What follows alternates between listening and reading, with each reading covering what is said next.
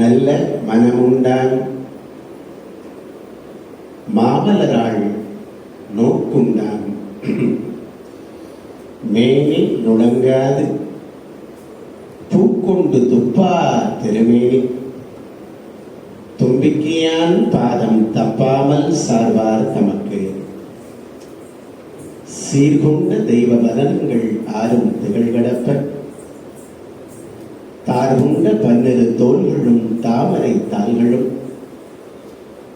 கூர்கொண்ட வேலும் மயிலும் நற்கோடி கொடியும் அருட்கரு கார்கொண்ட வன்மை தனிகாசனமும் என் கண்ணுற்றதே.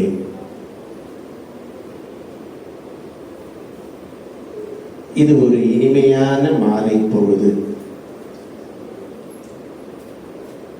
நம்முடைய வாழ்க்கையில் சில மாலை பொழுதுகள் மட்டும் பொன்மாலை பொழுதாக மாறும். எவ்வளவோ பொழுதுகளை நாம் வாழ்க்கையிலே சந்தித்துக் கொண்டிருக்கிறோம். காலையிலே இருந்து மாலை வரை பள்ளியிலே பயிலுகிற மழலை மாலை பொழுதில் தன் தாயை பார்க்கிற போது பெறுகிற அந்த ஆனந்தம் இருக்கிறதே, அந்த மாலை பொழுது தன்னுடைய கன்றுக்காக நினைந்து முலைவெளியே பாலினை சொரிகின்ற அந்த தாய்ப்பசுவினுடைய மனம் தன் கன்றினை கண்டபோது ஏற்படுகிற ஒரு களிப்பான மாலை பொழுது. மேகங்களை பார்க்கிற போது தோகை விரித்தாடி அழகான கீதங்களால் அந்த மழையை மாலை வேளையிலே வரவேற்கிறதே மயிலினங்களின் மாலை பொழுது. கடவுள் அமைத்து வைத்த மேடையில் இணைக்கும் கல்யாண மாலை பெறும் கல்யாண வரவேற்பினை வாழ்த்து செல்லுகிற போது இருக்கிற அந்த மாலை பொழுது. வெகு தூரம் வானம்பாடியாய் சிறகடித்து பறக்கிற பறவைகள் தன்னுடைய குஞ்சுக்காக இரையை தேடி வந்து அன்போடு ஊட்டுகிற அந்த மாலை பொழுது. இந்த உலகத்தில் உயிரினங்களுக்கெல்லாம் எத்தனையோ மாலை பொழுது இருந்தாலும் ஒரு பொழுது பொன்னான பொழுதாய் மாறி இருக்கிறது. எந்த பொழுது தெரியுமா? உயிரினங்கள் வாழ வேண்டும் என்று ஒருவரை ஒருவர் வாழ்த்துகிற மனிதர்கள் கூடியிருக்கிற இந்த மாலை பொழுது இருக்கிறதே, இதுதான் உலகத்திலேயே நாம் பெறுகிற மகத்தான மாலை பொழுது.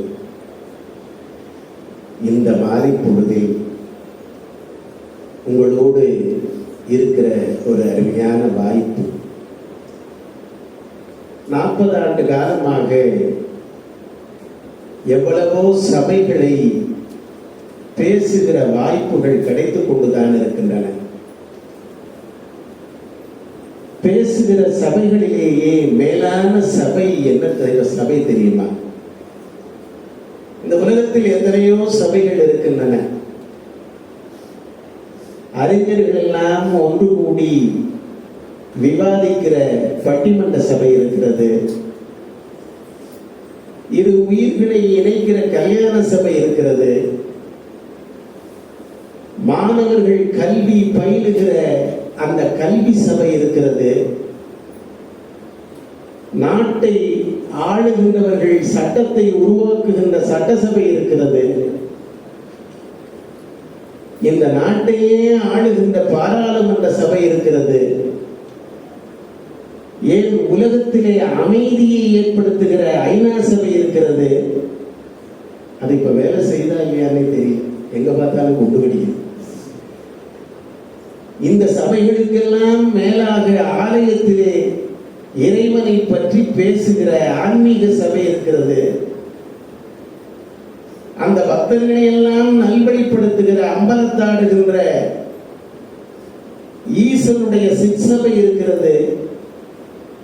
எவ்வளவோ சபைகள் அன்னமென் நடையர் ஆடும் மண்டபம் என்று கம்பன் சொன்னானே, இந்த உலகத்திலே அற்புதமான சபைகள் 1000 இருந்தாலும் இந்த உலகத்தை ஆளுகிற சிற்றபையை விட மேலான சபை ஒன்று உண்டு. அற்புதமாக திருத்தொண்டு செய்கிற திருநாவுக்கரச நாயனார் எம்பெருமான் ஈசனை கண்டவுடன் ஈசனிடத்திலே ஒரு வரம் கேட்கிறார். என்ன வரம் தெரியுமா? ஈசனே, உன்னை காணுகிற பாக்கியத்தை விட உன்னுடைய அடியார்களுக்கு தொண்டு செய்கிற அந்த சபைகளில் நான் ஒருவனாக இருக்க வேண்டும் என்று சொன்னார்கள்.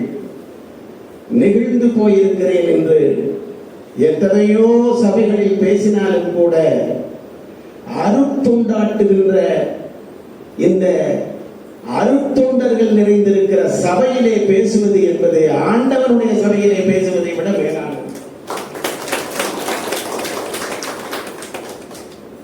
அற்புதமான இந்த சபைக்கு உங்களை எல்லாம் உளமாற வாழ்த்துகிற அந்த சொற்களோடு வாழ்க வளமுடன் என்ற சொற்களோடு உங்களுடைய அனைவருக்கும் எனது பணிவன்பான வணக்கங்கள். இந்த வாலிபாளையம் மனவளக்கலை மன்ற அறக்கட்டளையில் பிதாமகராக இருந்து அருட்செல்வராய் வழிகாட்டி கொண்டிருக்கின்ற என்னுடைய வணங்குதற்குரிய அன்பின் வடிவமான மூத்த பெருந்தகை ஐயா கந்தசாமி ஐயா அவர்களே, ஒரு தாய் எத்தகைய சுமையை தாங்கினாலும் கூட கருவிலே இருக்கிற அந்த குழந்தையை தாங்குகிற போது ஒரு களிப்போடு ஆனந்தத்தோடு சுகமான சுமையாய் கருதுகிறாளே, அதுபோல இந்த மன்றத்தை தலைமை பொறுப்பேற்று நடத்தி வருகின்ற நம்முடைய அருமை நண்பர் மோகனையா அவர்களே, இந்த அருமையான சபைக்கு செயலாளராக இருக்கின்ற பல வருடங்களாக பார்த்துக் கொண்டிருக்கிறேன். அவர் அதே வயதில் சிரஞ்சீவியாகத்தான் அதே சிரித்த முகத்தோடு இருக்கிறார். தொண்டாற்றுபவர்கள் வயதாகுவதில்லை என்பது இறைத்துவத்தினுடைய நியதி. அந்த வகையில் நம்முடைய மனோகரன் ஐயா அவர்களே, ஜனக மகாராஜாவுக்கு மருமகனாக கிடைத்த ராமச்சந்திரனை போல பிதாமகன் ஐயாவுக்கு கிடைத்த மருமகனாக இருக்கக்கூடிய நம்முடைய அன்பின் வடிவமான அசோக்குமார் ஐயா அவர்களே, இந்த மேடையிலே வாழ்த்துறை வழங்கி சென்றிருக்கின்ற அருள்நிதி பழனிசாமி ஐயா அவர்களே, இங்கே அமர்ந்து வாழ்த்துறை வழங்கி சென்றிருக்கின்ற நம்முடைய ராஜேந்திரன் ஐயா அவர்களே, ராமனுக்கு கிடைத்திருக்கிற லக்ஷ்மணனை போல நம்முடைய ஐயாவுக்கு கிடைத்திருக்கின்ற அருள்நிதி நம்முடைய அன்பின் வடிவமான பரமசிவம் ஐயா அவர்களே, பொதுவாக நான் சொன்னதை போல இந்த சபை மேலான சபை. இதிலே அமர்ந்து தொண்டாற்றி கொண்டிருக்கின்ற இனிய குரலினால் என்னை வரவேற்ற நம்முடைய நிகழ்ச்சி தொகுப்பாளர் அம்மையார் அவர்களே, அவர்களெல்லாம் நிறைய சொன்னார்கள். இவர் மைக்கு கீழே வைக்க மாட்டாரோன்னு பயப்படுறது உங்களுக்கு எல்லாம் நல்லா தெரியுது. நீங்க பயப்படுறது நானே எழுதி கொடுத்தது. இவ்வளவு அழகா சொன்னாலும் தெரிஞ்சவங்க நிறைய எழுதி கொடுத்துருக்காங்க. அந்த வகையிலே உங்கள் அனைவருக்கும் எனது பணிவன்பான வணக்கங்களை உரித்தாக்கி மகிழ்கிறேன். இது மேலான தொண்டர்களை கௌரவிக்கிற சபை. இதுல ஐயா அவர்கள் அன்றைக்கு கல்யாண நிகழ்விலே எங்களை அழைத்து கௌரவித்து எங்களுக்கு எல்லோருடைய வாழ்த்துக்களை பெறுவதற்கு ஒரு அற்புதமான வாய்ப்பினை ஏற்படுத்தி கொடுத்தார்கள். அவருக்கு ஒரு சின்ன குறை, நம்ம தம்பியை அதிகமா பேச வைக்க முடியலையே. இப்ப உங்க எல்லாருக்கும் சிக்கலே அதுதான். இந்த உலகத்திலேயே இஷ்டம் கஷ்டம்னு ரெண்டு இருக்கு. இஷ்டம் எது தெரியுமா? பேசிட்டே இருக்கிறது தான் ரொம்ப இஷ்டம். அது எங்களை மாதிரி இருக்கிறவங்க எல்லாம் பேசாம இருக்கவே முடியாது. கொரோனா காலத்துல மீட்டிங்கே வரலைங்கய்யா. ஏதோ மாசம் கொண்டாந்து வந்துட்டு இருந்தா வீட்டில் இருக்கிறவங்களுக்கு சிரமம் இல்லை. நான் என்ன பண்ணேன், 2 வருஷம் தொடர்ந்து இப்படி ஆகிப்போச்சு. வீட்டில் உட்கார சொன்னேன். அன்னைக்கு நான் சொன்னபடி கேட்டாங்க, எனக்கு ஒண்ணுமே முடியலம்மா, நான் கொஞ்ச நேரம் ஒரு 1/2 மணி நேரம் பேசுற கேட்கறியா, என்ன தருவீங்கன்னா? நான் ரொம்ப நாளா ஒரு மோதிரம் வாங்கி கொடுக்கணும்னு இருந்தேன். லேட்டஸ்ட் மோதிரம் பார்த்தேன். உனக்கு ஒரு 10,000 அப்பெல்லாம் பவுன் விலை இப்படி இல்லையே. அது என்ன இப்படி இந்த உலகத்திலேயே ஏறுமுகமா இருக்கிறதுனா அது ஒண்ணுதான். 10,000 ரூபாய்க்கு வாங்கி தர்றேன், நான் ஒரு 1/2 மணி நேரம் பேசுறேன், சித்த கேளுமா அப்படின்னு. உடனே அவன் சொன்னான், நான் நீங்க கொடுத்ததெல்லாம் வச்சு 25,000 சேமிப்பு வச்சிருக்கேன், நான் 25,000 தரேன், தயவு செய்து நீங்க பேசுகிறாங்க. எவ்வளவு சிரமம் தெரியல, கஷ்டம் தெரியும். பேசுறவங்க நாங்க பேசிட்டே போகலாம். அதை ஏன் நம்ம மனவரையா தெளிவா சத்தமா சொன்னேன், ஒரு 1/2 மணி நேரம் பார்ப்போம், அப்புறம் அடுத்த வேலை ஐயா தான் இருக்கு பேசிட்டோம்னா. அவங்க வேற ஐயா பேசுகிற வேற நிறைய சிந்திக்க வைப்பாருங்க. நான் ஒரு மீட்டிங் போகும்போது ஒரு பையன் நிறைய கல்லூரிகளுக்கெல்லாம் போறேன், அடம் பிடிக்கிறான். என்னப்பா என்னங்க நீங்க கூப்பு போட்டு இப்படி ரகலை பண்றீங்க, சிந்திக்கலாம் சொல்றீங்க, அதெல்லாம் நான் பண்ண மாட்டேன். சரி, ஒரு 1/2 மணி நேரம் பேசி முடிச்சுட்டு அவன் நன்றி வர சொன்னான். அருமையா பேசுறீங்க, இந்த மாதிரி நான் பேசுறேன் கேட்டதே இல்லை, எனக்கு ரொம்ப சந்தோஷமா இருந்தது. நம்ம பேசி இவ்வளவு தூரம் நல்லா கேட்டிருக்கிறாங்க. அவன் இன்னொரு வார்த்தை சொன்னான், அருமையா எத்தனையோ செய்திகளை சொன்னீங்க சிந்திக்க வைக்கிறதுக்கு, ஒரு செய்தி சொன்னீங்க வாழ்க்கையில மறக்கவே முடியாது சார், எனக்கு ரொம்ப பிடிச்சது, ஏன் இங்க வந்துட்டு அத்தனை பேருக்கு பிடிச்சது அப்படின்னு. சந்தோஷமா இருந்தது. ஒரு படிச்சிங்க நம்ம சொல்லியிருக்கிறோம் போல இருக்குது, ஒரு நினைப்பு தானே. அவன் சொன்னான், இத்துடன் முடித்துக் கொள்கிறீர்கள் ஒரு வார்த்தை சொல்லிக்கல, கோடி பெருசா இருந்தான். அதனால குடும்பமான வரை முடித்துக் கொள்வேன் என்ற ஒரு உத்தரவாதத்தை கொடுத்து ஒவ்வொரு முறை இந்த இடத்திலே நான் வருவதற்கு அழைத்த போது மிகுந்த நன்றின்னு சொன்னார். நான் தான் நன்றி சொல்லுவேன். 2003ஆம் ஆண்டு பத்மாவதிபுரம் மனவளக்கட்டியில் என்னுடைய வாழ்க்கை பாதையில் இன்னொரு திருப்பு முனை ஏற்படுத்தக்கூடிய ஒரு நிகழ்வு. அந்த நேரத்தில் என்னுடைய நண்பர் எனக்கு முரளி ஐயா அவர்கள் பத்மாவதிபுரத்தில் எனக்கு அவங்களுடைய சிஸ்டர் வந்து எங்கள் வீட்டுக்கு தான் இருக்காங்க, என்னால் எனக்கு ஃபேமிலி பழக்கம். அவர் சொன்னார், இந்த சூழ்நிலையிலே நீங்கள் மனவளக்கலைக்கு கண்டிப்பாக வாருங்கள், புதியதொரு வாழ்க்கையை தொடங்குகிற போது என்று சொன்னபோது 15 நாட்கள் நிறைவு அடைந்து விட்டு பிரம்மஞான பயிற்சியும் 4 மாதங்கள் அப்பொழுது இப்போ அப்படிதான் முடிச்சு விட்டு அங்கே 3 நாட்கள் ஆழியார் சென்று அடுத்த நாள் காலை நம்முடைய மகரிஷி ஐயா அவர்களிடத்திலே அந்த பட்டம் வாங்குவதற்கு முந்தின நாள் மகிழ்ச்சி உரை என்று ஒன்று கேட்டார். சுருக்கமா இருக்கும், இந்த மாதிரிலாம் 1/2 மணி நேரம் இல்லை, இன்னும் நிறைய பேர் வந்திருக்கிறாங்க, சுருக்கமா சொல்லுங்கள் சொன்னபோது ஒரே வார்த்தையை சொன்னேன், இதுவரை எத்தனையோ பயிற்சிகளில் எனக்கு உடல் வளம் கிடைத்தது,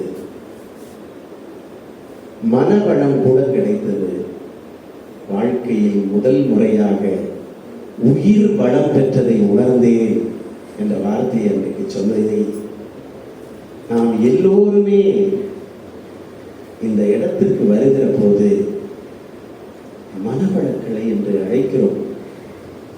அல்லது அடுத்ததாக உடல் பலம் பெறுகிறோம் என்று நினைக்கிறோம் பெறுகிறோம். ஆனால் இந்த உலகத்திலேயே எந்த மனித இனமும் கிடைத்தற்கரிய உயிர் வளத்தை தரக்கூடிய ஒரே அமைப்பு நம்முடைய மகரிஷி அவர்கள் உயர்த்தி கொடுத்தார். இப்ப இன்னைக்கு சில செய்திகளை நாம் பகிர்ந்து கொள்வதற்கான ஒரு நேரம். இதுக்கப்புறம் 30 நிமிஷம்.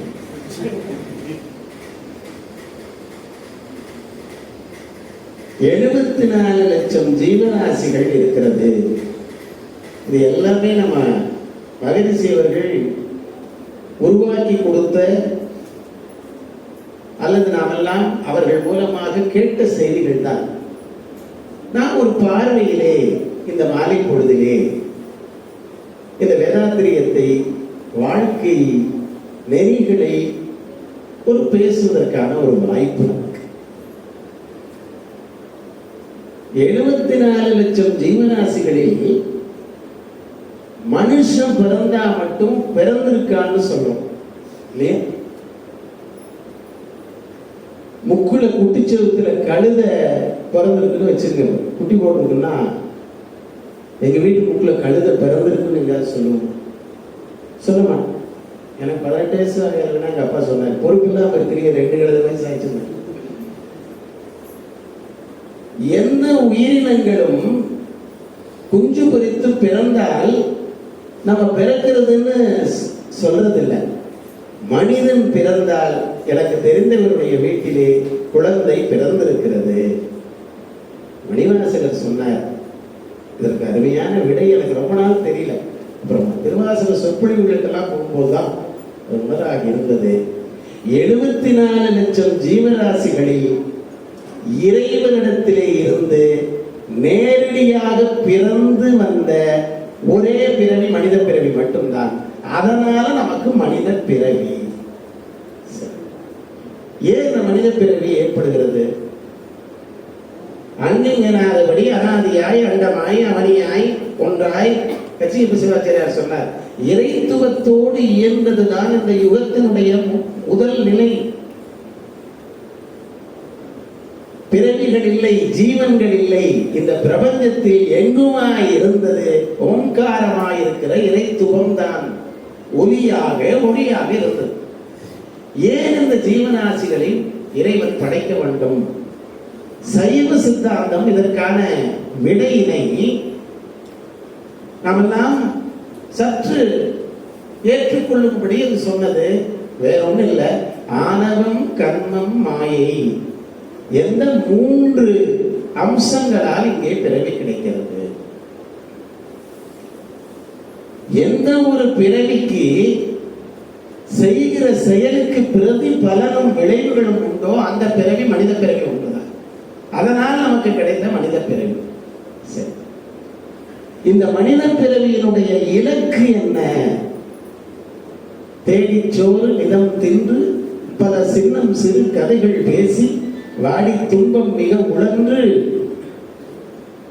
பிறர்வாட செயல்கள் பல செய்து கொடுங்கூற்றுக்கு இறையன பின்மாயும் வேடிக்கை மனிதரை போல் நான் விரும்பினா? சொல்லடி சிவசக்தி நல்லது ஒரு வீணை செய்தே அதை நலங்கட புழுதியில் எறிவதுண்டோ? சொல்லடி சிவசக்தி என்னை சுடர்மிகும் அறிவுடன் படைத்து விட்டாய். மனிதன் என்பவன் அறிவுபூர்வமான அறிவு இருந்தா அவனுக்கு பேர் மனிதன். என்னை சுடர்மிகும் அறிவுடன் படைத்து விட்டாய், வல்லமை தாராயோ இந்த மாநிலம் பயனுற வாழ்வதற்கு சொல்லடி சிவசக்தி வரும் நில சுமையென வாழ்ந்திட புரியுது. ஒரு சுமைகளுக்காகவா, நிலை சுமை போல சுமையாக வாழ்வதற்குவா நம்மை படைத்தார்? உலகத்திலேயே மனிதனுடைய மகத்துவத்தை வெளிக்கொணர்ந்து அவனையும் இறைநிலைக்கு உயர்த்துகின்ற மிக எளிமையான பாதையை கொடுத்த ஒரே இயக்கம் நம்முடைய வேதாத்திரி மகரிஷி. இவனுடைய இலக்கு என்பது என்னமாக இருக்க வேண்டும்? கோடான கோடி வருடங்கள் வருடங்களுக்கு முன்னதாலே உபனிஷத் சொன்னது. அது ஒரு அருமையான அறிஞர். அதை விரிவுபடுத்தி அதற்கான நடைமுறை பாதையை வகுத்து அதை அடைய செய்தவர் நம்முடைய மகரிஷி. என்ன செயல்முறை, அதை எப்படி முடியும் என்பதை காட்டியவர். அந்த உபனிஷத் சொன்னது, நமக்கு 5 உடம்பு இருக்கான். இந்த ஒன்றை வச்சுட்டு சமாளிக்க முடியலையே. 5 உடம்பு இருக்கு. என்ன உடம்பு? முதல் உடம்பு நம்ம காணுகிற இப்ப ராமகிருஷ்ணங்கிறக்கு எனக்கு ஒரு உடம்பு இருக்கு. ஏதோ சுமாரா இருக்கீங்கப்பா. நான் அடிக்கடி கண்ணாடி முன்னாடி நின்றுட்டு எப்படியாவது ஒரு கட்டத்திலேயாவது கொஞ்சம் அழகா இருக்க மாட்டோமோ அப்படின்னு சொல்லி எல்லாரும் பண்றதுதான். நான் நல்லா சொல்லி அந்த சீப்பு பவுடரு ரொம்ப வருஷமா அதை பார்த்து நம்ம வீட்டில் சொன்னா அப்பதான் விட்டேன். நான் கால மாட்ட பால் கறக்காதீங்க, இது அவ்வளவுதான். இந்த உடம்பு மேல் நமக்கு அவ்வளவு ஒரு பற்று. அந்த பூத உடம்பு ஒண்ணு. 2வது உணவு உடம்பு.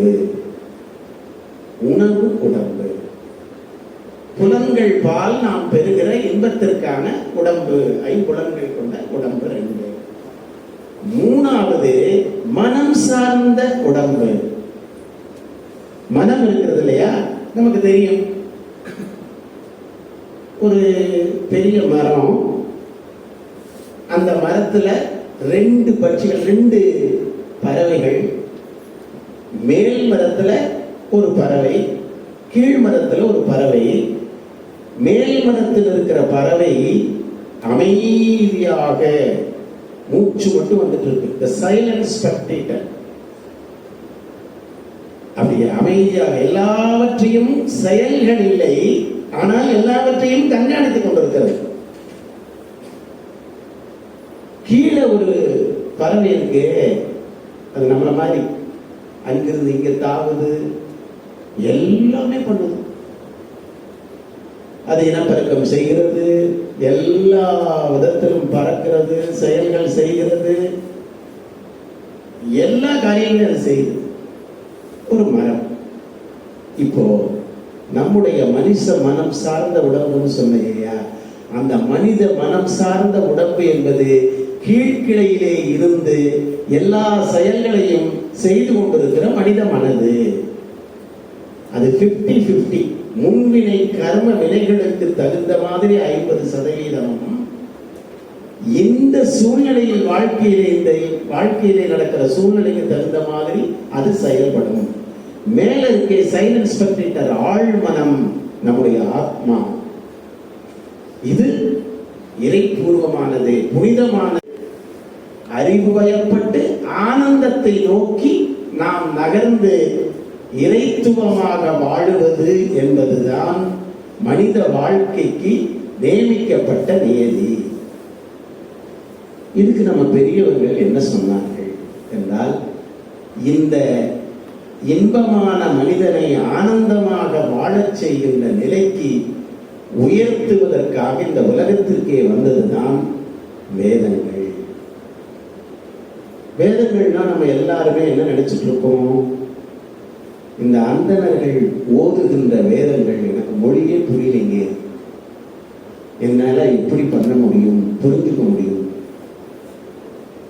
கிட்டத்தட்ட அனாதியாய் வேத வியாசர் அங்கிங்கனாதபடி இருக்கின்ற இறையாற்றலினுடைய ஒளி அலைகளை கிரகிச்சு கொண்டார்.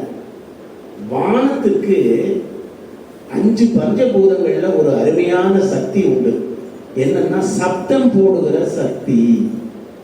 சப்தம் ஒலி எழுப்புமா?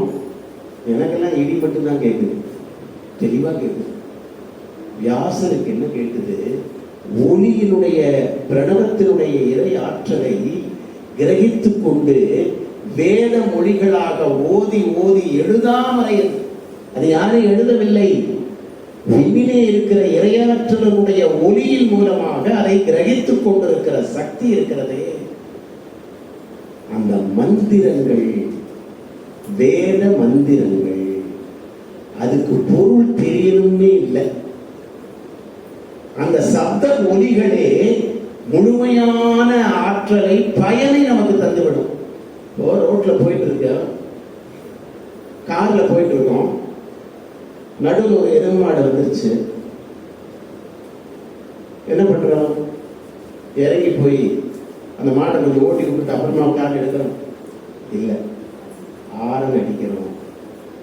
அந்த ஆரன் சத்தத்தை கேட்ட உடனே அந்த எருமை மாடு ரோட்டை கிராஸ் பண்ணிடுது. எருமை மாடு பண்ணிடுது, அது தெரிஞ்சு பண்ணிடுது. அப்புறம் நம்ம போய் சொன்னோமா, அந்த சப்த ஒலிகளே அப்பேற்பட்ட இந்த உலகத்திலே அவ்வளவு பெரிய ஒரு மாற்றத்தை உருவாக்குகிறது. சப்த ஒலிகளுக்குரிய அற்புதம் இல்லையா? எவ்வளவோ சப்த ஒலிகள் இருக்கின்றன இந்த உலகத்திலே. மந்திரங்கள் என்று அவற்றை சொல்லுவார்கள். இந்த உலகத்திலேயே மேலான மந்திரம் எது? மேலான மந்திரம் எது? இங்க வந்து நான் கேட்கக்கூடாது, இருந்தாலும் நம்ம அதை அறை பண்ணுவோம். பள்ளிச்சாலையில் கற்கிற போது ஆசிரியர் சொல்லுகிற அந்த அறிவின் ஒலி ஒரு மந்திரம். அவனுக்கு அறிவு என்ற மாற்றத்தை ஏற்படுத்துகிறது. திருமணமாகி ஒரு 10 வருஷத்துல தலையணை மந்திரம்னு ஒண்ணு இருக்கு. அந்த மந்திரத்துல கட்டுப்படாதவன் இந்த உலகத்துல யாருமே இல்லை. நான் அதை வெளிப்படையா சொல்லிக்கிறேன். அந்த மந்திரம் நம்முடைய மனதை அன்பு வயப்படுத்துகிறது.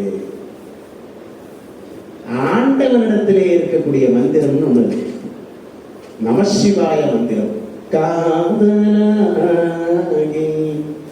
கசிந்து கண்ணீர் மல்கி ஓதுவாதமை நன்னறி குய்ப்பது வேதம் நான்கிலும் நீ பொருளாவது நாதன் நாமம் நமசிவாயவே.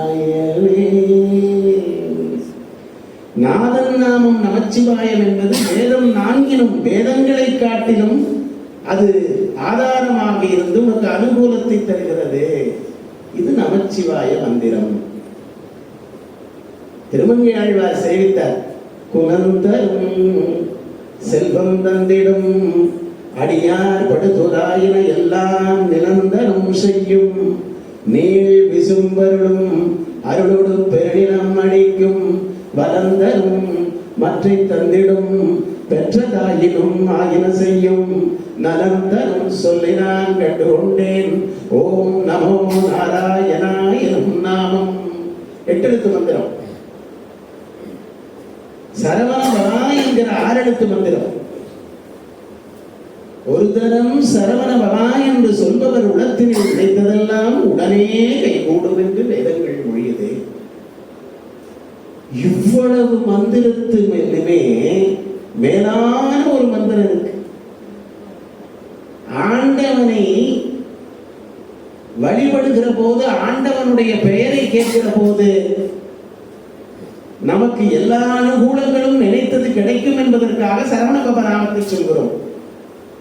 16 செல்வங்கள் பெற வேண்டும் என்பதற்காக நாராயண நாமத்தை சொல்கிறோம்.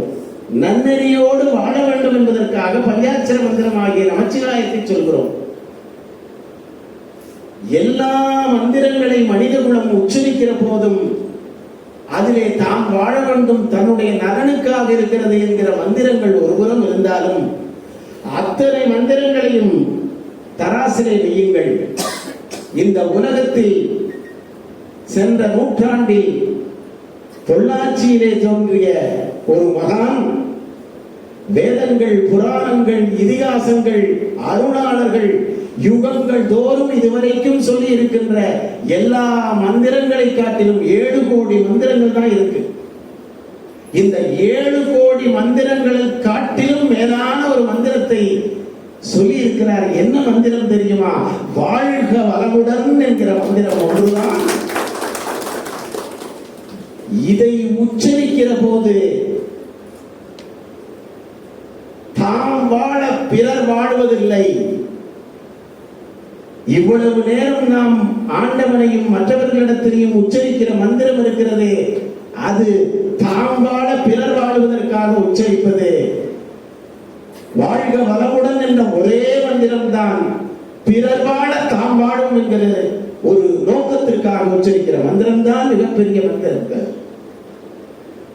இந்த வேத மந்திரங்கள் சொல்லுகின்ற சாரம் 5 செய்திகள் தான். நம்ம மிக எளிமையா அதை கண்டுபிடிச்சுக்கலாம். ஒண்ணு, தமக்கு மேலான ஒரு பொருள் உண்டு என்று சொல்வது. வேதங்கள் 8 கோடி மந்திரங்கள் என்ன சொன்னது? இரண்டாவது, அதனுடைய அம்சமாக நாம் இருக்கிறோம். சர்வம் பிரம்மமயம், அதனுடைய அம்சம் தான் நாம். அங்கிருந்து தான் நம்ம பிரித்து வந்திருக்கோம். அகம் பிரம்மமசி. 2. மூணாவது, இதை அடைவதற்கான வழிமுறைகள், அந்த ஆண்டவனுடைய ஆனந்த நிலையை அடைவதற்கான வழிமுறைகள் என்னன்னு சொல்லிச்சு. 3வது. 4வது, அதை அடைவதற்கான தடைகள் என்னென்ன, அதை அடைவதற்கான தடைகள் என்னென்ன. 5வது, அதை அடைந்தவுடன் நாம் பெறுகிற அனுபவம், ஆனந்த நிலையினுடைய அனுபவம். இந்த 5ஐ தான் வேதங்கள் 8 கோடி மந்திரங்களும் சொன்னன. இந்த வேதத்தை இதுவரை யுக புரட்சியாளர்கள் கையாளாகாத வகையில் கையாளுவதற்கு தவறிய ஒரு நிலையை, முழுமையான சாரத்தை மகரிஷி அவர்கள் எடுத்துக்கொண்டதால் தான் வேதாத்திரியம் என்பது மானுடத்தினுடைய அரிய பொக்கிஷமாய் அனுபவித்துக் கொண்டிருக்கிறோம். சரி, நான் ஒரே ஒரு செய்தி மட்டும் எடுத்துட்டு விரிவா இன்னொரு 15 நிமிஷத்துல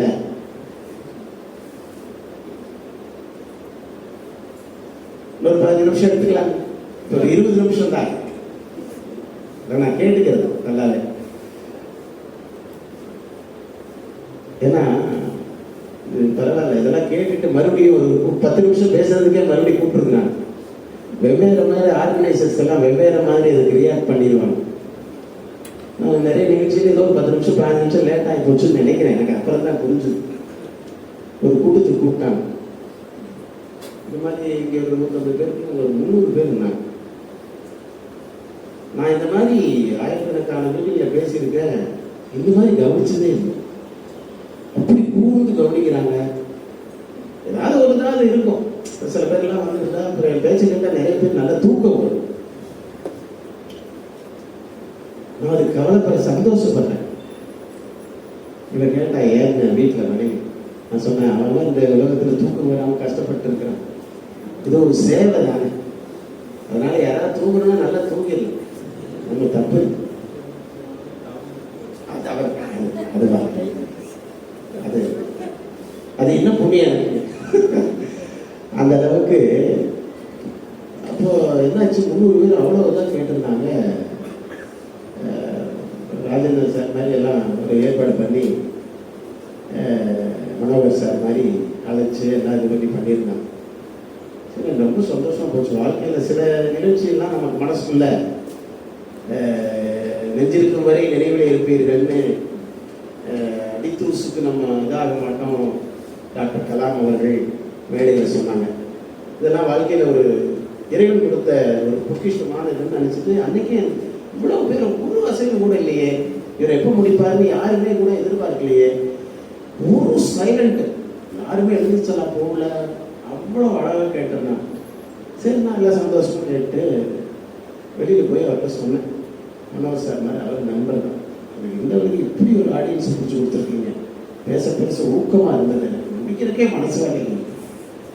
அது பரவாயில்லைங்க, நீங்கள் 1 மணி நேரம் கூட பேசியிருக்கலாம், ஒன்றும் தப்பு இல்லை. 1 மணி நேரம் தான் பேசுறீங்க, 2-3 மணி நேரம் பேசினாலும் தாங்கும். ஏனுங்க சொல்ல மறந்துட்டாங்க, யாருக்குமே காது கேட்காது. அப்போ சரியா பேசுறவன் தான் அந்த டயத்துக்குள்ள. ஒரே ஒரு செய்தி, இந்த உலகத்தில் மனித நிலையிலே இருந்து இன்ப நிலையிலே இருந்து ஆனந்த நிலைக்கு போகணும் இல்லையா? அதற்கு ஏற்படுகிற தடையை சொன்னது வேதங்கள்னு சொன்ன இல்லையா? அது ரொம்ப முக்கியம். அந்த ஒரு கருத்து நமக்கு எடுத்துட்டோம்னா நம்ம வேதாத்திரியத்தை நம்ம புரிஞ்சிட்டவங்களுடைய ஒரு சிந்தனை தோன்றலாம். இந்த உலகத்தில் எது தடையாக இருக்கிறது? எல்லாத்துக்குமே ஆசை தாங்க, நல்லவனா வாழணும், யாருக்காவது இப்படி போய் ஒரு சமூக விரோதியாக வாழணும். யாருக்குமே அது மனிதனாக பிறந்தவர்கள் யாருமே தான் கெட்டு போக வேண்டும் என்றோ அல்லது ஒரு தீவனாக வாழ வேண்டும் என்றோ நினைக்க முடியாது. இதுல என்ன பியூட்டின்னா, இந்த மனுஷன் பிறந்ததே எதுல தெரியுமா? ஆணவம், கண்மம், மாயை. ஆணவ போக்கு, அறியாமை, இந்த இரண்டும் மட்டும்தான் ஒரு மனிதனுடைய வாழ்க்கையில் இறைநிலையை எட்டுவதற்கு நமக்கு தடையாக இருப்பது. அது என்ன ஆணவ போக்கு? எந்த சூழ்நிலையிலேயும் சுயநலமாக சிந்திப்பது என்பது ஆணவம். ஒரு காட்டுல ஒரு மனுஷன் நடந்து போயிட்டு இருந்தான், நல்ல அறிவாளி, ரொம்ப அறிவாளியா இருந்தாலும் கொஞ்சம் சிக்கல் தான். போயிட்டு இருக்கும்போது நைட்டு ஒரு 10-10:30 இருக்கும். அது வனவிலங்குகள் நடமாடுகிற பகுதி. அடிக்கடி இப்ப இங்க வந்துருது. ஒரு புலி ஒண்ணு பசியோட அவனை துரத்த ஆரம்பிச்சு. அப்படியே துரத்திட்டே வர்றப்ப என்ன பண்ணான், ஐயோ பின்னாடி பார்த்தா புலி ஓடுறான் ஒரு 2 மணி நேரம் ஓடுறான் முடியல. அது பசின்னா அது எத்தனைன்னா எவ்வளவு கிலோமீட்டர் ஸ்பீட்ல அது பாயும். என்ன பண்ணா, பக்கத்துல பெரிய மரம், அந்த மரத்துல மேல்கிளையில போய் பண்ணலாம். சரி எப்படி அப்படின்னு போயிட்டு மேல பார்த்தா, புலி மேல இப்படி தாவுமையிலேயே, சர்பேஸ்ல தாவுமையிலேயே மரத்து மேல வர முடியாது. இவனுக்கு மரம் மேல தெரியும், நல்ல மேல போய் பார்த்தான். அந்த புலி கீழே உரிமைட்டு இருந்தது. அதுக்கு பசி வந்துருச்சு, மனுஷனை பார்த்துருச்சு, அடிக்காம விடாது. அப்புறம் மேல பார்த்தா ஒரு கருக்குரங்கு மேல் கிளையில. ஐயோன்னு பார்த்தோம், என்னடா கீழே புலி மேல குரங்குன்னு. அந்த குரங்கு கிட்ட ஒரு காம்ப்ரமைஸ், உடன்படிக்கை பண்ணிட்டான். குரங்கே என்னை காப்பாத்து, கீழே புலியை பிடிச்சு நீ தள்ளி விட்டுறாத, என்னை தள்ளி விட்டீங்கன்னா நான் அவ்வளவுதான், காலி ஆயிரும், என்ன தயவு செய்து சொல்லிச்சு, கவலைப்படாத, உனக்கு நான் அடைக்கலம் கொடுத்துறேன். கீழே மேல ஆக ஆக புலி வந்து குரங்க பார்த்து சொல்லுது, எனக்கு பசியா இருக்குது, உண்மையை அடிச்சிருவேன், தயவு செய்து மனுஷனை முதல்ல பிடிச்சு கீழே தள்ளு. அந்த குரங்கு சொல்லிச்சு, அதெல்லாம் வேண்டாம், நான் அடைக்கலம் கொடுத்துருக்குறேன், அதெல்லாம் தள்ளி விட மாட்டேன் அப்படின்னு சொல்லி நேர ஆக ஆக புலி ஒரு வார்த்தை சொல்லிச்சு, குரங்கே மனுஷனை நம்பிடாது, கொஞ்ச நேரம் கழிச்சு உன்னை பிடிச்சி தள்ளி விட சொன்னோம்னா அது தள்ளி விட்டுரும், அந்த மனுஷன் தள்ளி விட்டுருவோம், நம்பாத. அடைக்கலம் கொடுத்தவன் என் உயிரே போனாலும் வார்த்தை மாற மாட்டேன். சரி அப்படின்னு சொல்லி குரங்கு அப்படியே அமைதியா இருக்குது, தூங்கிட்டு இருக்குது. மனுஷன் அவனுக்கு எப்படி தூக்கம் வரும்? புலி சொல்லிச்சு, சரி எனக்கு வேணுங்கிறது அதுதான், குரங்கு தெளிவா இருக்குது, நீ ஒன்று பண்ணு, அந்த குரங்கு குடிச்சு கீழே தள்ளி விட்டு நான் சாப்பிட்டு போய்க்கிறேன், உன்னை விட்டுறேன். கொஞ்ச நேரம் பார்த்துட்டு என்ன பண்ணா, மேல வந்து குரங்கை தள்ளி விட்டான். கீழே குரங்கு வந்து விழுகுது. புலி சொல்லிச்சு, இப்போ உனக்கு ஒரு வாய்ப்பு தரேன், உன்னை நான் சாப்பிடல, நீ மேலே போ, போய் அந்த மனுஷனை தள்ளி விட்டுரு அப்படின்னு சொல்லிச்சு. வேகமாக குரங்கு ஏறியது. மத்தியா ராத்திரி 3 மணி. இந்த மாதிரி ஒரு காட்சி. மேலே போய் அமைதியாக இருந்து கொண்டது குரங்கு. புலியை பார்த்து சொன்னது, அவன் மனிதன், ஆனால் என்னிடத்திலே இருந்து தோன்றிய மனிதனுக்கு மூதாதையர் நான், கொடுத்த வாக்கை எந்த காலத்திலும் நான் மாற்ற மாட்டேன் என்று சொன்னதாம். நன்கு பாருங்கள், தனக்கு அடைக்கலம் கொடுத்த ஒருவரையே மனித மனம் சுயநலத்திற்காக இம்மாதிரியான செய்கைகளை மாறுகிற போது மனித மனத்திலே சேர்ந்திருக்கின்ற அகம் இருக்கிறது அல்லவா, அகம், அந்த ஆணவம், சுயநல பற்று ஒரு மனிதனை ஆனந்த நிலைக்கு தள்ளுவதற்கான நிலையிலே இருந்து தடுக்கிறது என்பது முதல் நிலை. ஆணவத்தை விட கொடுமை அறியாமை. இந்த உலகத்துல 4 விதமான மனிதர்கள் இருக்கிறார்கள். ஒன்று, தான் அறியாததை அறிந்தவர்கள். இரண்டாவது, தான் அறிந்ததை அறியாதவர்கள். மூன்றாவது, தான் அறியாததை அறியாதவர்கள். நாலாவது, தான் அறிந்ததை அறிந்தவர்கள். முதல் கேட்டகரி மகான்கள், மகரிஷி போன்றவர்கள் தான் அறிந்ததை அறிந்தவர்கள். அதுக்கு இரண்டாவது பார்த்தீங்கன்னா அறியாததை அறிந்தவர்கள். ஒவ்வொரு நிகழ்வுகளுக்கும் போகிற போதும் இன்னும் நாம் கற்றுக்கொள்ள வேண்டும் என்ற எண்ணங்களோடு நாம் இருக்கிறோம். எவ்வளோ முறை நம்ம பயிற்சி பெற்றிருக்கிறோம். ஒவ்வொரு முறையும் நாம் இணைந்து இம்மாதிரியான செய்திகளை மனதார கேட்கிறோம் அல்லவா. ஒரு பார்வை கிடைக்கட்டும்னு நாம் இன்னும் அறிந்து கொள்ள வேண்டும் என்று நினைக்கிறோம். மூணாவது, அறியாததை அறிந்தவர், எனக்கு இன்னும் தெரியணும் அப்படின்னு சொல்லணும். தான் அறிந்ததையும் அறியாது.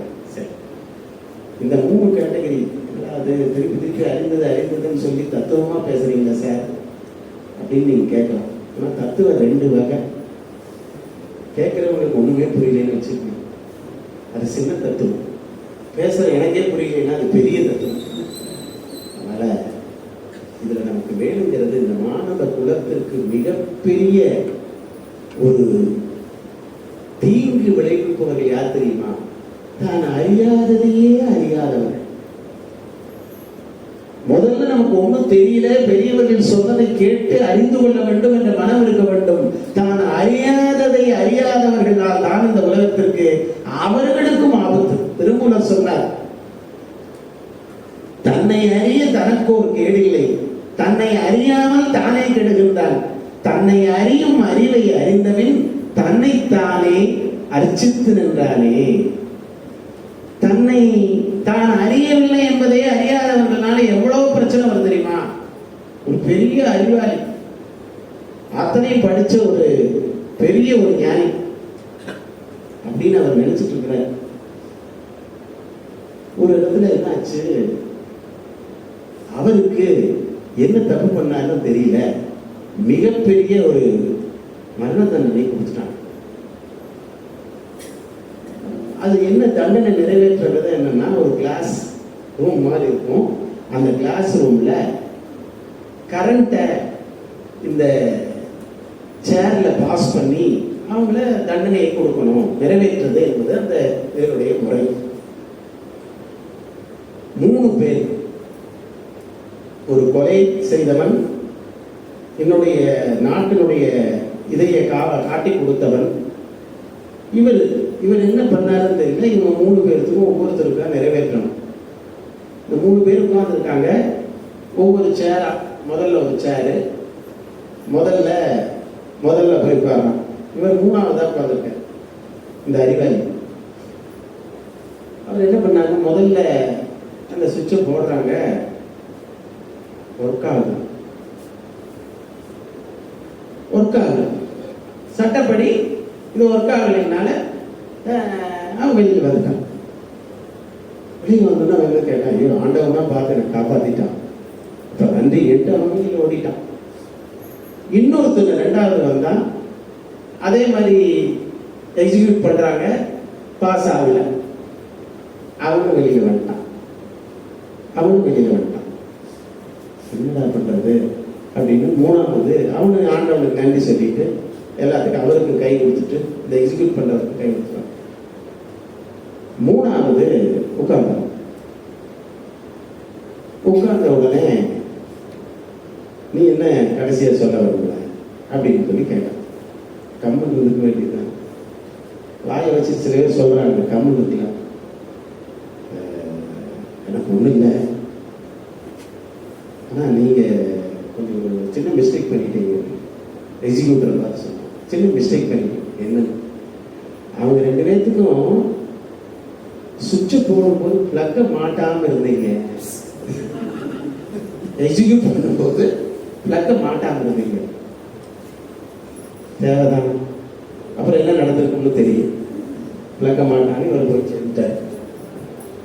தான் அறியவில்லை என்பதை கூட எதுவுமே நமக்கு தெரியலேன்னு கூட தெரியவில்லையே, தன்னைத்தானே கெடுகின்றான் என்று திருமூலர் சொன்னார். இந்த உலகத்தில் அறியாமையும் ஆணவமும் மட்டும்தான் மனித குலத்துக்கு எதிரான ஒன்று என்ற தடைகளை நீக்குவதற்கு 3 நிலைகளை மகரிஷி அவர்கள் மிக அழகாக சொன்னார். 1, இந்த உலகத்தில் சுயநலம் நீங்குவதற்கு சுயநலமுடைய மனிதன் மனிதனுடைய எதிரியாக மாறுகிறான். அந்த சுயநலம் என்பது பாரதிதாசன் கூட சொல்லுவாங்க, தன் பெண்டு தன் பிள்ளை சோறு வீடு இவை உண்டு தான் உண்டு என்பார். சின்னதொரு கடுகு போல் உள்ளம் கொண்டோம் தெருவார்க்கும் பயனற்றவன். தெருவில் போடக்கூடிய பிச்சைக்காரர்களுக்கு விட பயனில்லாதவன் என்று சொல்லுவார். தொல்லுலக மக்கள் எல்லாம் ஒன்றே எனும் தாயுள்ளம் அன்றிலே இந்த உலகம் வாழுகிறது என்பது போல இந்த உலகத்தினுடைய எல்லா ஆனந்த நிலையை பெற வேண்டும் என்று சொன்னால் ஒன்றே ஒன்றுதான், உயிரினங்கள் உளமாற ஒவ்வொரு உயிர்களையும் வாழ்க வளமுடன் வாழ்க வளமுடன் என்ற வாழ்த்து ஒலி மிக முக்கியமான ஆனந்த நிலைக்கு நம்மை கொண்டு செல்லுகிற முதல் வழி என்று சொன்னார். 2வது வழி என்ன என்று சொன்னால், இந்த உலகத்தில் எல்லாவற்றை காட்டிலும் மேலானது எது தெரியுமா? வேதத்தை 4 லட்சம் ஸ்லோகங்களில் மகாபாரதமாகிய 5வது வேதத்தை சொன்ன வியாசர் 4 சொன்னார். என்ன 4 தெரியுமா? 1, அறிவிற் சிறந்த கண்களும் இல்லை, அன்பிற் சிறந்த தவமும் இல்லை, ஆசையிற் சிறந்த துக்கமும் இல்லை, தொண்டிற் சிறந்த சுகமும் இல்லை. இந்த உலகத்தினுடைய மனித குணம் வாழ வேண்டும் என்று சொன்னால் ஒன்றே ஒன்றுதான். இந்த விழாவினுடைய தொடக்கத்திலே அருட்தொண்டர்கள் எல்லோரையும் கௌரவித்தார்களே, இந்த அருட்தொண்டு ஒன்றினால் தான் இந்த உலகத்திலே எல்லா விதமான மாற்றங்களுக்கும் காரணமாக அமையும். அழகாக நமக்கு திருநாவுக்கரசர் தெரியும். இந்த திருநாவுக்கரசர் நாயனாருங்கிறது 63 நாயன்மார்கள்ல தொண்டு செய்து இறைவனை கண்டார். என் கடன் பணி செய்து கிடப்பதே. இந்த உலகத்திலே பணி செய்து கிடக்கிறார்களே, அவர்களுக்கு நிகரானவர்கள் இறைவன் கூட இல்லையா? ஞானசம்பந்தருக்கு ஒரு காசு கிடைச்சது திருவீதி மழலையில, திருநாவுக்கரசருக்கு ஒரு காசு கிடைச்சது. ஆனா நாவுக்கரசர் பாடிக்கொண்டு செல்வதால் பக்தி செலுத்துவதால் அவருக்கு அவரோட காசுக்கு வட்டி வாங்கினாங்க. திருநாவுக்கரசருக்கு வட்டி வாங்கல. நீங்கள் வந்திருக்கிறீர்கள் அல்லவா, எல்லோரும் தன்னுடைய சமூகத்திற்கான அர்ப்பணிப்பு மனமோடு வந்திருக்கிறீர்கள். ஒரு அழகான செய்தி சொல்லி நிறைவு செய்கிறேன். விவேகானந்தர் ரொம்ப ஆசை, இந்த சமூகத்திற்காக நாம் துறவு மேற்கொள்ள வேண்டும். துறவு என்று சொன்னால் இந்த சமூகத்திற்கு மற்றவர்களுக்காக வாழ்வதுதான் துறவுன்னு பேர். துறவுன்னா ஆசைகளை துறப்பது அல்ல. தனக்கென வாழாமல் மற்றவர்களுக்காக வாழுகிற போது ஆசா பாசம் சுயநலம் எல்லாமே அற்று போய்விடுகிறது. அங்கே துறவு வந்து விடுகிறது. இவருக்கு ஆசை, சின்ன வயசுல இருந்தே சன்னியாசிகளை பார்த்தா போகணும் போகணும் அப்படின்னு. அப்போ அம்மாட்ட, புவனேஸ்வரி அம்மாட்ட பர்மிஷன் கேட்கிறார். எனக்கு துறவரம் போவதற்கு நீங்கள் எனக்கு அனுமதி கொடுக்க வேண்டும். அந்த அம்மா என்ன பண்ணாங்க, ஒரு கத்தியை எடுத்துட்டு வான்னு சொன்னாங்க. நரேனுக்கு அப்போ 10-12 வயசு. கத்தி எடுத்துட்டு வர்றார். நரேந்திரன் பேர். அப்போ நமக்கு தெரியும், விவேகானந்தரோட பெயர், இயற்பெயர். அவர் எடுத்துட்டு வந்து கொடுப்பாரு. தொடர்ந்து ஒரு 2 மாசத்துக்கு கூடிய 4 வருடங்கள் இப்படியே நடந்தது. அன்னைக்கும் ஒரு நாள் கத்தி எடுத்துட்டு வா நரேன் அப்படிங்கிறாரு. கத்தி எடுத்துட்டு வர, கத்தி எடுத்துட்டு வரும்போது, இன்னைக்கு நீ துறவரம் ஏற்றுக்கொள்ளலாம் என்று சொன்னார். அம்மா, இத்தனை வருஷமா நான் கேட்டனே, எனக்கு அனுமதி அளிக்கல, இன்னைக்கு நீங்க அனுமதி அளித்திருக்கிறீர்கள், என்ன காரணம் அம்மா? நரேன், நரேன், துறவுக்கும் மற்றவர்களுக்கும் சேவை சாற்றுவதற்காக உன்னுடைய வாழ்க்கையை துறவு ஏற்கொள்ள வேண்டும் என்று அர்ப்பணிக்க நீ போகிறாய். 4 ஆண்டுகளாக நான் கத்தியை எடுத்துக்கொண்டு வந்த போது, எடுத்து சொன்ன போது, ஒவ்வொரு முறையும் என்னிடத்தில் கொடுக்கிற போது, கத்தியினுடைய கூர்மையான முனை என்னை நோக்கி இருக்கும். அதை பிடிக்கிற பாதுகாப்பான பகுதி உன்னை நோக்கி இருக்கும். ஆனால் இன்றைக்குத்தான் நீ கத்தியினுடைய கூர்மையான பகுதியை உன்னை நோக்கி வைத்துவிட்டு பாதுகாப்பான பகுதியை என்னை நோக்கி நீட்டினாய். இந்த சமூகத்திலே சமுதாயத்திற்கு தொண்டு செய்ய வருகின்றவர்கள் சுயநலம் இல்லாமல் மற்றவர்களுக்காக வாழுகிற ஒருவர்கள் தான் இந்த உலகத்திலே மிகப்பெரிய அருட்தொண்டர்களாக இருக்கிறார்கள் என்ற வகையில் இங்கே குழுமி இருக்கின்ற எல்லோருமே மிகப்பெரிய மானுடத்திற்காக தன்னை அர்ப்பணித்தவர்கள். யாகம், யோகம் என்பது பாரதி சொன்னான், யாகம் என்பது இறைவனை அடைவதற்காக அடைவிப்பது அல்ல. யாகம் ஊருக்கு உழைத்திடல் யோகம், பிறர் நலம் விளங்கிடுமாறு செய்தல் யாகம். கண்ணதாசன் அருமையாக சொன்னான், ஆண்டுக்கு ஆண்டு, மாதத்திற்கு மாதம் 1000 உண்டு சுபதினம் கேலண்டரில். வள்ளுவன் தோன்றி குரலை தந்தான், அறிவுக்கு அதுதான் சுபதினம். காந்தி தோன்றி விடுதலை தந்தார், உரிமைக்கு அதுதான் சுபதினம். புத்தர் தோன்றி போதனை செய்தார், அன்பிற்கு அதுதான் சுபதினம். உடுதுண்டு வாழும் மக்களுக்கெல்லாம் அறுவடை தினமே சுபதினம். ஆம், 1000 சுபதினங்கள் ஆண்டுக்கு ஆண்டு, மாதத்துக்கு மாதம் கேலண்டரில் உண்டு. ஆனால் அடுத்தவர் நலனை நினைப்பவர் நமக்கு ஆயுள் முழுவதும் சுபதினம் என்று அருட்தந்தையினுடைய கருணையினால் நமக்கு ஆயுள் முழுவதும் சுபதினமாக வாழ வேண்டும் என்று வாழ்த்தி வாய்ப்புக்கு நன்றி கூறி நிறைவு செய்கிறேன். வாழிய நலம்.